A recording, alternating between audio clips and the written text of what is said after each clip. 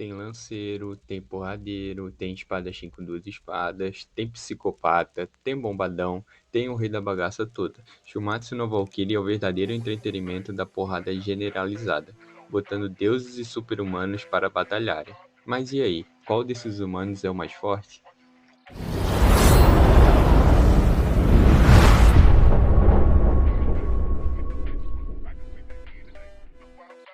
Classifiquei os 5 humanos mais fortes do anime, de acordo com a minha lógica. Fique à vontade para debater e discordar aí nos comentários. Lembrando que esse vídeo contém spoilers do mangá e do anime. Obrigado e bora lá. Em quinto lugar, Jack, o Estripador, o serial killer mais famoso da história da humanidade.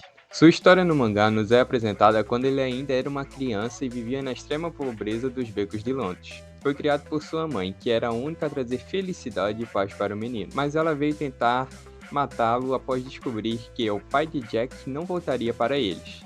Então Jack mata sua própria mãe, o dando um prazer imenso. Ali, o moleque descobriu o que faria para o resto de sua vida. Assim, Londres deu à luz a uma grande escuridão. Jack tem agora a aparência de um homem adulto, com uma linda bigodeira, um corpo magro e vestido a caráter de um londrino em época de Revolução Industrial, com a bela cartola, um monóculo e uma bengala. A distorção de realidade do assassino vem de seu poder ocular, onde ele pode ver o sentimento das pessoas através de cores, sendo dito pelo próprio Jack que sua cor favorita era a do medo. Ele tenta fazer isso até o final de sua luta contra Hércules, que mesmo morrendo não dá esse gostinho para seu oponente. Os pontos fortes do Estripador estão na sua velocidade, agilidade, vigor e principalmente sua inteligência. Ele é realmente um gênio. Em toda sua luta, Jack se utiliza de táticas e estratégias montadas em segundos, sempre se pondo em vantagem. O que permitiu que Jack se equiparasse a Hércules foi sua Volund em forma de luvas, onde ele transformava tudo que tocava em arma que poderia ferir um deus, e escondeu isso de seu oponente até o fim da luta. Prevendo isso, ele propôs que o ringue se transformasse na antiga Londres, utilizando toda a cidade como sua arma, além de vários outros objetos cortantes. Seu ponto fraco evidente era a pouca força física e resistência. Ficou muito claro que um belo golpe em cheio de Hércules seria fatal para o nosso lutador humano. No fim, a inteligência e a perversidade superaram a força e a honra.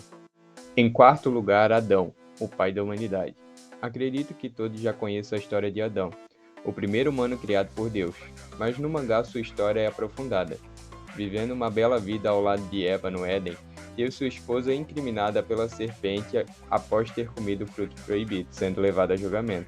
Então quebra todos os tabus pela sua amada, comendo várias maçãs, socando a serpente e se retirando do Éden, vivendo sua nova vida na Terra ao lado de Eva e seus filhos, o progenitor de toda a humanidade. Adão tem a aparência de um jovem com corpo magro e definido, com seus belos cabelos loiros e somente uma folha de figueira para tapar suas partes íntimas de seu corpo nu. Ele carrega consigo o dever de proteger toda a humanidade, pois foi ele que começou toda a sua história, tendo agora que defender a sua existência pelo próximo milênio.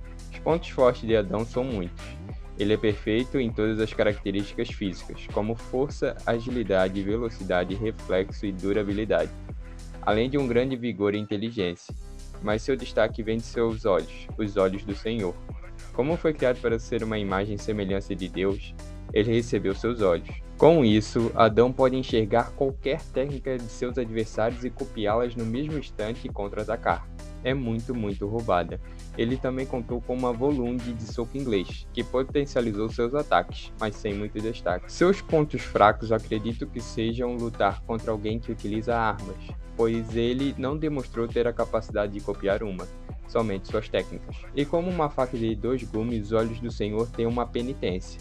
Ao usá-la, Adão sofre por fadigas e sangramentos, o que foi fatal na sua luta contra Zeus. Mesmo com o pai da humanidade encaixando muito mais golpes em Zeus idoso, ele não foi capaz de derrotá-lo por chegar no limite de sua resistência que o pai de todos o forçou. Mesmo assim, Adão foi incrível e morreu de pé. Afinal, um pai realmente precisa de um motivo para salvar as suas crianças? Em terceiro lugar, Lu Bu, o herói de toda a China. Foi mostrado como um monstro das artes marciais desde sua infância, participando de inúmeros combates e guerras. Lu Bu espalhou seu nome por toda a China como o mais forte e temível general. mas com o passar do tempo começou a ficar entediado por não achar nenhum oponente que pudesse levá-lo ao limite novamente. Então se isolou para as montanhas e aperfeiçoou ao limite suas técnicas de lança. Lu Bu tem a aparência de um adulto de meia idade, com um corpo extremamente musculoso, dentes em formato de presas e cabelos longos, utilizando roupas tradicionais chinesas. Os pontos fortes do lanceiro são com certeza suas características físicas. Ele é um monstro em todos os quesitos. Força, habilidade, velocidade, durabilidade, vigor e técnicas de lança. Lu Bu recebeu uma Volund em forma de lança capaz de ferir deuses e aguentar o máximo de poder liberado pelo herói. O ápice de sua força é a Devoradora de Céus, uma técnica desenvolvida por ele mesmo onde segura a ponta de sua lança e com um movimento em 180 graus desfere um golpe esmagador. A força é tanta que foi capaz de dividir os céus, explodindo nuvens. Seu ponto fraco é sua imprudência. Por falta de oponentes dignos, Lu Bu sempre parte para cima dos adversários sem medo e aceita receber qualquer golpe de frente sem desviar. É de se entender, pois recebeu um golpe com força total de Thor e conseguiu sobreviver, somente quebrando suas pernas no processo. Demonstrou toda sua feroz força de combate contra o deus do trovão Thor, mas infelizmente saiu derrotado. A força do filho de Odin era mais destrutiva, mas somente foi levado ao seu limite pelo herói, que finalmente encontrou um oponente digno de seu respeito e seu fim tão honrável. Em segundo lugar, Sasaki Kojiro, o maior perdedor da história. No mangá, sua história é mostrada desde sua infância, onde Sasaki se demonstra um belo preguiçoso que não se dedica tanto à espada. Mas ele apenas se livra das amarras de aprender técnicas de espada em um dojo e se aperfeiçoa vivendo na natureza e copiando a vida dos animais. Logo após, ele se afasta da sociedade e começa a treinar criando duelos imaginários, na qual criava seus oponentes na mente e os derrotava inúmeras vezes. E foi assim que ele saiu pelo Japão, enfrentando todos os mestres marciais, aprendendo suas técnicas e sendo derrotado ou desistindo da batalha. Depois recriava a batalha em sua mente até não perder mais, ficando conhecido por nunca vencer um duelo no mundo real. Kojiro é apresentado já como um idoso, no ápice do entendimento de suas técnicas, com roupas no estilo samurai e cabelos longos e brancos, carregando consigo uma espada. Seus pontos fortes estão em suas técnicas de esgrima. Ele aglutinou o conhecimento de todos os estilos marciais em sua pessoa, podendo se adaptar a qualquer luta, ainda tendo uma força destruidora e velocidade abissal. Demonstrou um enorme vigor e inteligência.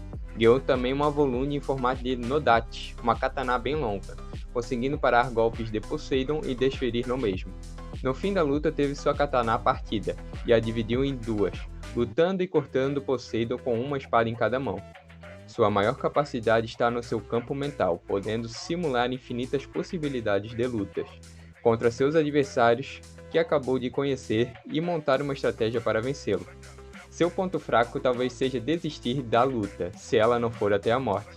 Fora isso, ele irá se adaptar à luta até vencer seu adversário. Poseidon deu um baita suador no espadachim, o levando ao limite com sua velocidade, mas no fim perdeu seus dois braços e foi derrotado, dando assim a única vitória da vida de Sasaki Kojiro sobre o deus dos mares e oceanos.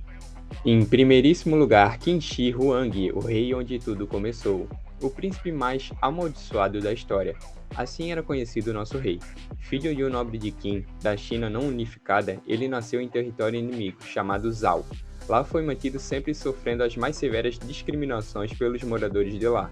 Foi quando conheceu Xun Yan, uma mulher encarregada de sua guarda, que não gostava dele no início, mas logo após ver o seu sofrimento se compadece do menino. Juntos os dois decidiram voltar para Qin, mas no caminho Xun foi morta, se sacrificando para que o menino chegasse à capital de Qin, e assim ele conseguiu. Mais tarde, veio a se tornar o rei daquela província. Derrotando o deus demônio Shiyou, se tornou o primeiro e único rei a unificar a China, sendo assim proclamado como imperador. Sua aparência é de um jovem com corpo magro, mas musculoso de ombros largos. Além de sua característica venda e seus protetores de dedos, ele também conta com roupas tradicionais chinesas e duas tatuagens de centopeia, uma no rosto e outra nas costas. Sua personalidade é digna de um rei entre os reis, chamando qualquer lugar onde sente de trono, pois é lá onde um deve estar quando o verdadeiro senta nele.